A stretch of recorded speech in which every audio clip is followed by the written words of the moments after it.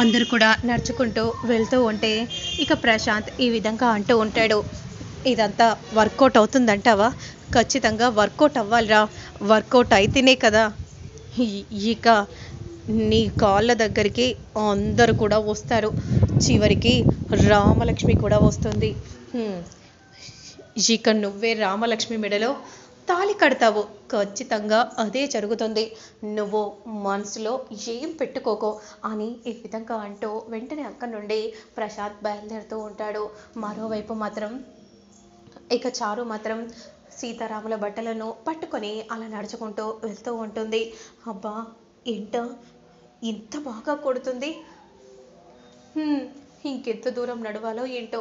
ఎంత నడిచినా కూడా అసలు ఆ గురే రావట్లేదు. అత్తయ్య, ఇంకా ఎంత దూరం అంటే ఇంకాస్త దూరం ముందే నడవాలి. ఈ మాత్రమన్నా నడివే, ప్లీజే. నడవలేకపోతున్నాను అత్తయ్య. చూడు, నా కాళ్ళు ఎలా కందిపోతున్నాయో. నీ కాళ్ళ గురించి నువ్వు ఆలోచిస్తావా, లేదంటే నా గురించి ఏమైనా ఆలోచిస్తావా? నీ గురించి నేనేం ఆలోచించాలత్తయ్య? మీరు బాగానే ఉన్నారు. ముందు మీరు కాస్త నాకు సాయం పట్టండి. నేను అలా సాయం చేయకూడదే. సాయం చేసేదాన్నైతే నేను ముందే చేస్తాను కదా. ఇంకా ఎంత దూరం నడవాలో నాకు అర్థం కావట్లేదు. రోడ్డు కోటి చెప్తున్నారు అత్తయ్య. ఈ ఒక్కసారి ఏదో ఒకలా పట్టే నీ దండం పెడతానే అని పద్మ అనగానే ఏం చేయాలో అర్థం కాక వెంటనే చారు అలా పట్టుకొని నడుస్తూ ఉంటుంది. ఎండ బాగా కొడుతూ ఉంటుంది. ఇక గుడికి వచ్చేసాము. ఇంకాస్త కొద్ది దూరం మాత్రమే ఉంది అని రఘురామ్ చెప్పగానే, ఇంకా కొంచెం దూరం మాత్రమే ఉంది కదా అనే విధంగా అనుకుంటూ నడుస్తూ ఉంటే కాళ్ళు మాత్రం బాగా కాలుతూ ఉంటాయి. ఇక చారు తట్టుకోలేకపోతుంది. ఇక వెంటనే అలా తాంబాలం క్రింద పడిపోతూ ఉంటే ఆద్య ఒక్కసారిగా ఆ తాంబాలాన్ని పట్టుకుంటుంది. అందరూ షాకింగ్గా చారుని చూస్తూ ఉంటారు. పెద్దనాన్న, ఏంటమ్మా? అంతలో చారు మాత్రం నన్ను దేవుడు ఇక్కడి వరకే నడిపించారేమో, అందుకే ఇక్కడి వరకే పట్టుకున్నాను. ఇక నా వల్ల మాత్రం కాదు పట్టుకోవటం అని అనగానే, అమ్మ ఆద్య, నువ్వు తాంబాలాన్ని నెత్తిపై పెట్టుకొని నడువమ్మా. నువ్వే సీతారాముల బట్టల్ని దేవుడి దగ్గర దాకా నువ్వే చేర్చాలి. ఈ కార్యం ఆ దేవుడు నీకే ఒక రకంగా అప్పచెప్పాడేమో అని అనగానే, సరే పెద్దనాన్న అని ఏంటో వెంటనే అలా తాంబాలాన్ని పట్టుకొని నడుచుకుంటూ వెళ్తూ ఉంటే శ్రీను చాలా సంతోషపడిపోతూ ఉంటాడు. ఇక ఆద్య అలా నడుస్తూ ఉంటుంది. కాళ్ళు బాగా కాలుతూ ఉంటాయి ఆద్యకి. శ్రీను చాలా బాధపడిపోతూ ఉంటాడు. వెంటనే ఎండ కాలికి తగలకుండా ఉండాలని అక్కడే ఉన్న వాటర్ని క్రింద పడేస్తాడు. అప్పుడు ఆద్య కాళ్ళకి నీళ్లు తగలగానే ఆద్య చాలా సంబరపడిపోతూ ఉంటుంది. ఇక శ్రీను మాత్రం అలా ఆద్య నడుచుకుంటూ వస్తూ ఉంటే కాళ్ళ దగ్గర నీళ్లు పోస్తూ ఉంటే ఆద్య ముందుకు నడుచుకుంటూ వెళ్తూ ఉంటుంది. చారు కోపంగా రగిలిపోతూ ఉంటుంది. అదేదో నాకు ఇలాగే పోసి ఉంటే నేను నడిచేదాన్ని కదా. ఇదంతా కావాలని చేసావు కదా బావా. నీ సంగతి చెప్తాను, చూసావాని. సీను ఎలా చేస్తున్నాడో మరి నాకు చెయ్యలేదు, ఆ ఆద్యకు మాత్రం చేస్తున్నాడు. ఇక్కడి వరకు కష్టపడి నేను కూడా నడిచాను కదా అత్తయ్య. మరి నా కాళ్ళపై కూడా అలా వాటర్ పోస్తే నేను కూడా అంత దూరం నడిచేదాన్ని కదా. అది ప్రేమ. నువ్వేమో నాకెందుకులే అనుకుంటావు, బాధ్యతగా తీసుకోవు. తను ఒక బాధ్యతగా తీసుకుంది. దాన్నే అంటారే, ఎప్పుడు తెలుసుకుంటావో ఏంటో అని విధంగా కోపంగా పద్మ అంటూ ఉంటుంది. ఇక ఆద్య మాత్రం శ్రీనుని ప్రేమగా చూస్తూ ఉంటే శ్రీను మాత్రం ఆద్య కాళ్ళకి నీళ్లు పోసుకుంటూ వెళ్తాడు. ఇక వెంటనే పూజారి గారికి ఆద్య చేతుల మీదుగా బట్టలను పూజారి చేతిలో పెట్టగానే చాలా సంతోషపడిపోతూ ఉంటుంది.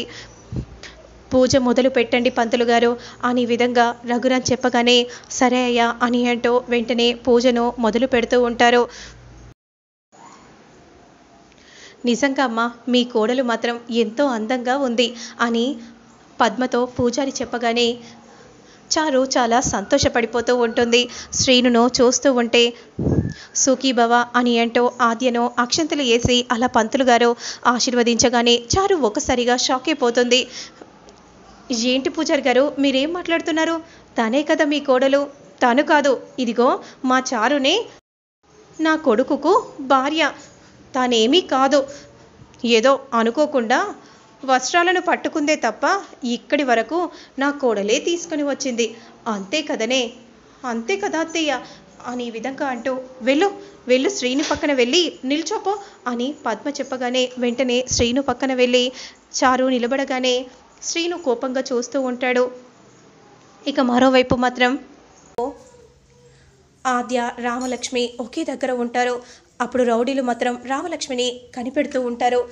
అమ్మ రామ, కార్లో దేవుడికి వేసే ముఖ్యమైన పువ్వులను అందులోనే పెట్టాను, త్వరగా తీసుకునిరా. సరే అమ్మా అని అంటూ ఒక్కతే రామ వెళ్తూ ఉంటుంది. మరోవైపు అందరూ పూజలో లీనమై ఉంటారు. ఇక అప్పుడే రామ ఒంటరిగా రావడాన్ని చూసిన రౌడీలు వెంటనే కిడ్నాప్ చేస్తారు. ఎవరు మీరు, ఎవరు మీరు అని రామ అరుస్తూ ఉంటుంది. అంతలో ఆద్య వెనుతిరిగి చూడగానే రౌడీలో రామను తీసుకెళ్లడాన్ని చూసి ఆద్య షాక్ అయిపోతుంది. వెంటనే పరిగెత్తుకుంటూ ఆద్య వెళ్తూ ఉంటుంది.